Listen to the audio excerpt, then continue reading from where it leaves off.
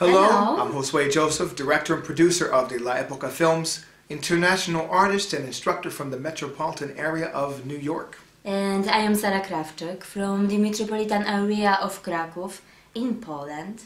And I have the honor as the lead actress in the upcoming motion picture Part 3 LaEpoca, the movements in Salsa.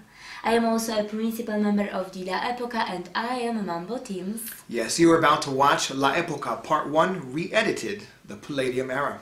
We believe that you will very much enjoy this version of the movie. Yes, this is quite different from the original version. This is updated with new footage and great dancing, great interviews with most of the international and advanced dancers in the world. This is a great mix between the former generations And the younger generations of today. Yes. Enjoy.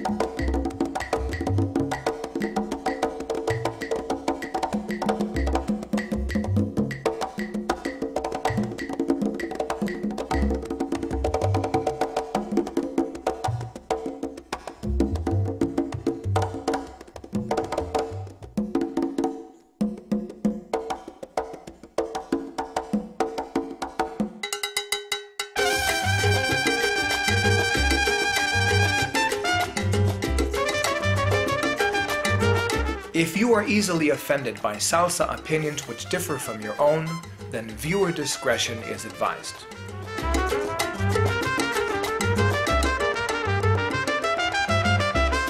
Even after the previous warning, some may still be offended. LaEpoca is not do it our way or you're wrong. LaEpoca is not a bunch of the old schoolers complaining about the new. LaEpoca is about the history of salsa, the positive and the not so positive history.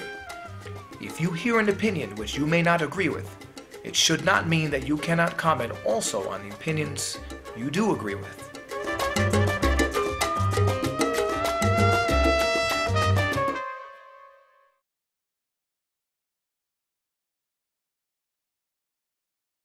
El Palladium fue más popular que lo que dicen, más todavía que lo que dicen.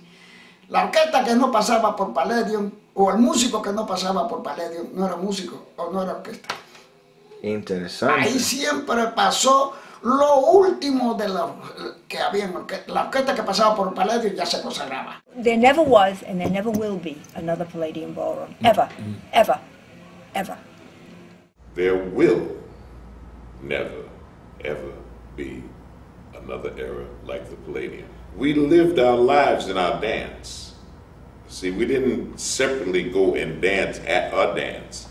Whatever was happening in our lives, if we were getting a new job, if we were losing a girlfriend, if we were getting a new car, if we were going in the army, if we were coming out of the army, if we were going to jail, you coming out of jail, whatever it was, you danced that. If you had a rough week, you danced that. It was your passion. That's what it meant at the time. And people let out. They let out what they really felt. They got out of the box. All nations, not just neighborhoods, nations. The Georgian ballet from Russia, the ballet africain from Africa, the Chinese ballet that came here. Saul Hurok was bringing various international shows in. They all came to the Palladium. They all came to the Palladium. Celebrities from Broadway, after they got through with their shows, they came to the Palladium.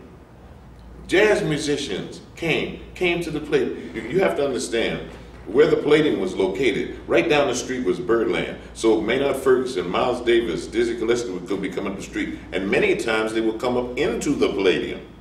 Okay?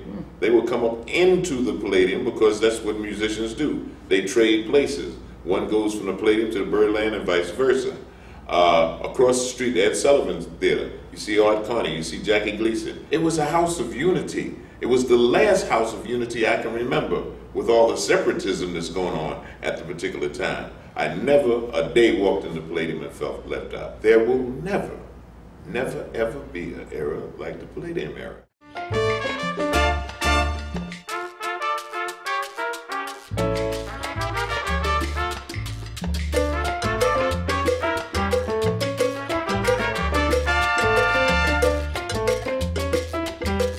Rhythms such as mambo and rumba, guaguancó, son, son-montuno, guajira, guajira son, bolero, and bolero song, and many more, had and still have distinct personalities.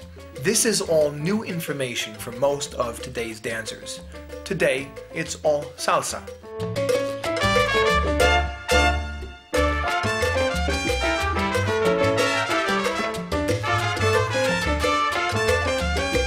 In the 1940s, musical genius Arsenio Rodriguez would yell out Diablo during his songs to create excitement for musicians and dancers. He later changed Diablo to Mambo. Vocalist Celia Cruz soon began yelling out Azúcar.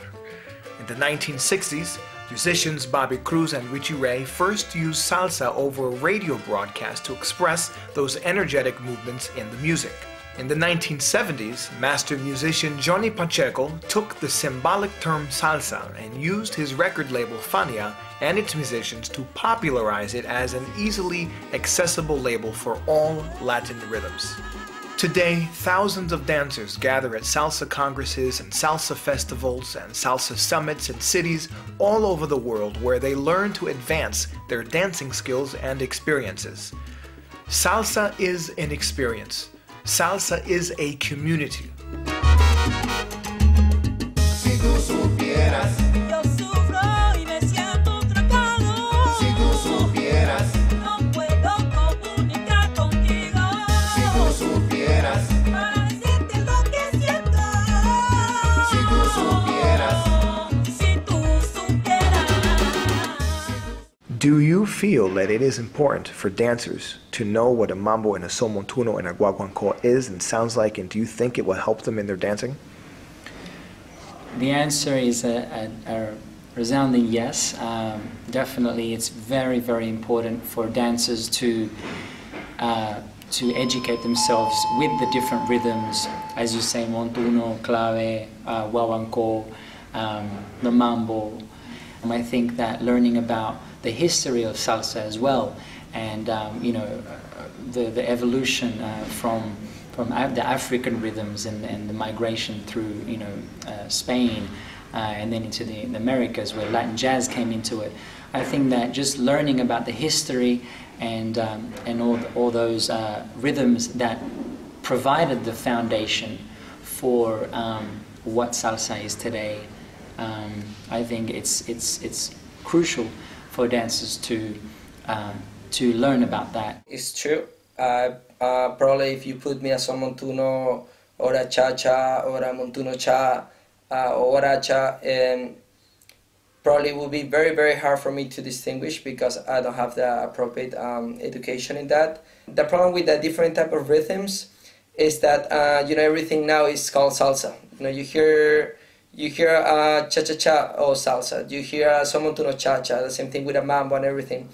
And it's something that is good and bad, because it's good because, you know, salsa became more commercial to everybody, you know, white people, black people, European people. But we lost a big part of our heritage and of our culture, not knowing the difference, because for me as an instructor, sometimes it's sad that I cannot tell my students, oh, this is a Montuno cha because of this, of that, or this is a Son-Montuno because in the music you feel this, or there's these instruments. The old school, the big band sound, those incredible arrangements laid down by Arsenio, by Benny More. Wait. Salsa Duda, we're putting from 73 to present right, day. okay, I'm sorry for claiming that, but I'm saying for the music, the old school music, which was known as the mambo, the Son-Montuno, the guaracha, those are rhythms I grew up with. That's why I myself, I didn't agree when this umbrella name came along. Today, people call me up and say, Mr. Torres, do you teach salsa? I said, well, I teach the mambo, but I put a lot of salsa on it, you know what I'm saying? Because I try to educate the people as to where that whole name and what the meaning of it is. to me personally, and I think people should know, the origins. And I do give a lot of credit to the Cubans. A lot of people don't even recognize the fact when I hear a lot of criticism about the Cubans. The Cubans were given this music, a lot of the origins, like you were saying in the film, came from Africa, the influence into Cuba, and so on and so forth to the world. So I thank God for the Cubans and their contributions, not only in the music, but in the dance. I do think that there is a big difference between the music of the Palladium era and the music of today. We recognize that there is a difference. I think that the commercialization of the music has a big part to play, and almost the dumbing down of the consumer. The musicianship, consumer-wise, at this point is not really necessarily the point. It's not necessarily the thing that sells records. You have now this total disconnect where salsa has become the format, the descarga format that you hear on records over and over and over and over and over again on a Latin record of today, whereas a Latin record in the 60s it was salsa, but it was chock full of different rhythms. Bueno, salsa ha sido una palabra que han usado para la música que se llama guaracha, guaguancó, Son-Montuno, pero eso ha sido que lo han comercializado, la palabra salsa. Eso va típico con algún sello disquero que no vale la pena mencionar. Cada quien le pone su toque personal a lo que debía de ser una guaracha. ¿No ve que, por ejemplo, Celia Cruz, el título de Celia Cruz era La Guarachera de Oriente? Entonces después comenzaron a ponerle otros títulos, La Reina de la Salsa, cosas de esas esos son inventos comerciales.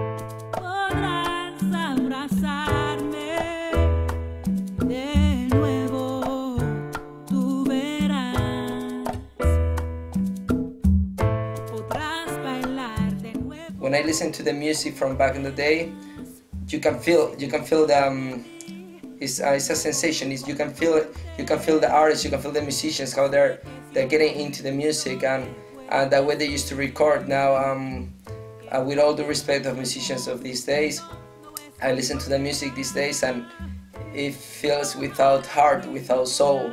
It's a feeling, it's a sensation, but that's what I feel. I feel like the music from the past has a lot of soul and it's very rich. You can feel everything is rich. And these days I feel everything too perfect, sounds too good, but it misses that soul.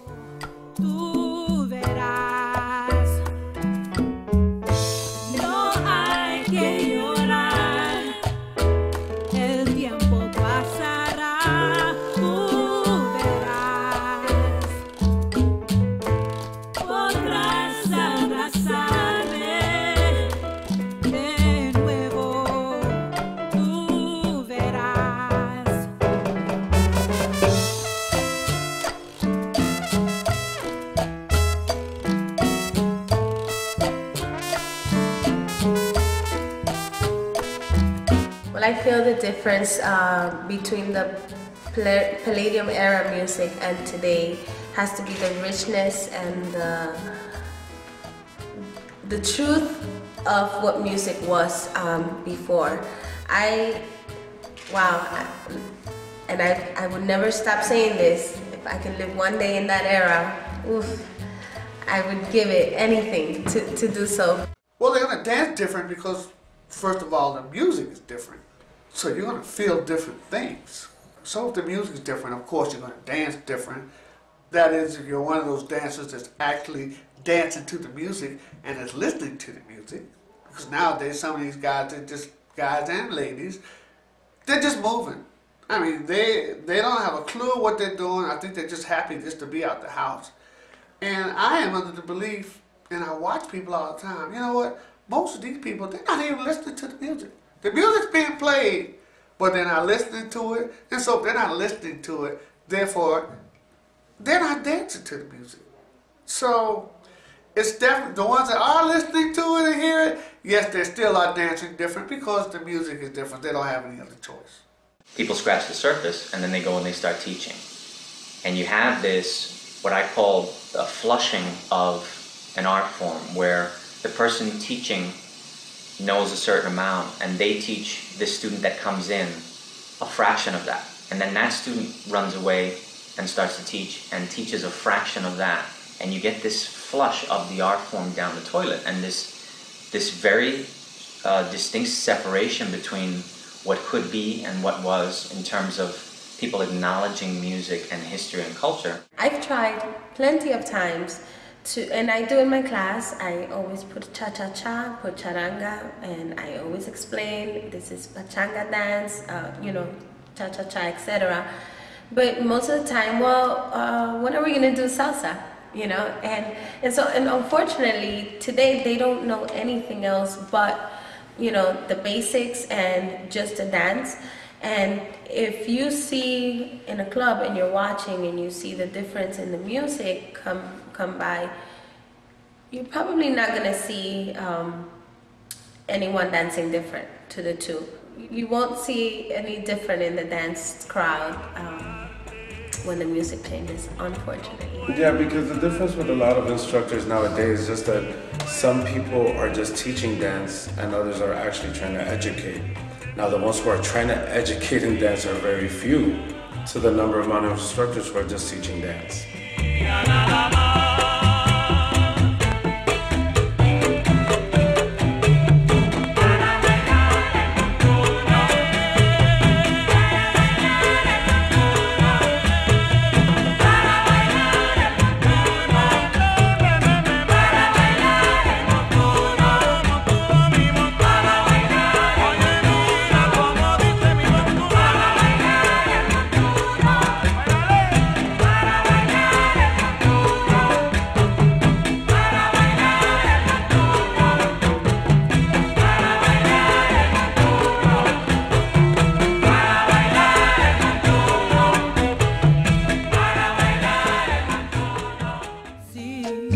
We hope that you have enjoyed this experience which LaEpoca has brought you. Everyone on our team is extremely grateful for your interest, for the worldwide interest in LaEpoca. Absolutely.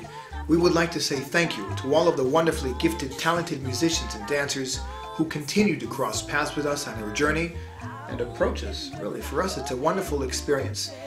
Certainly hope that you will visit us at our website. We can find much more information about us, our mission, and everything that we do at LaEpocaFilm.com. And please find us on Facebook under LaEpocaFilm.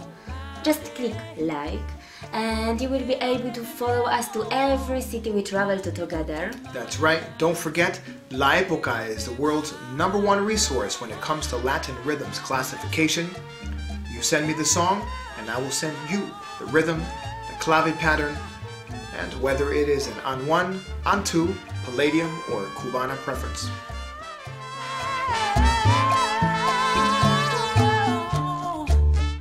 And Josue, what about Musicality Privates Online? Yes, thank you, Sarah. We believe that musicality is not about combinations, routines, and choreography. We believe that musicality is about responding to the changes in the music, the ups and downs, making our bodies just like instruments, like they were part of the orchestra.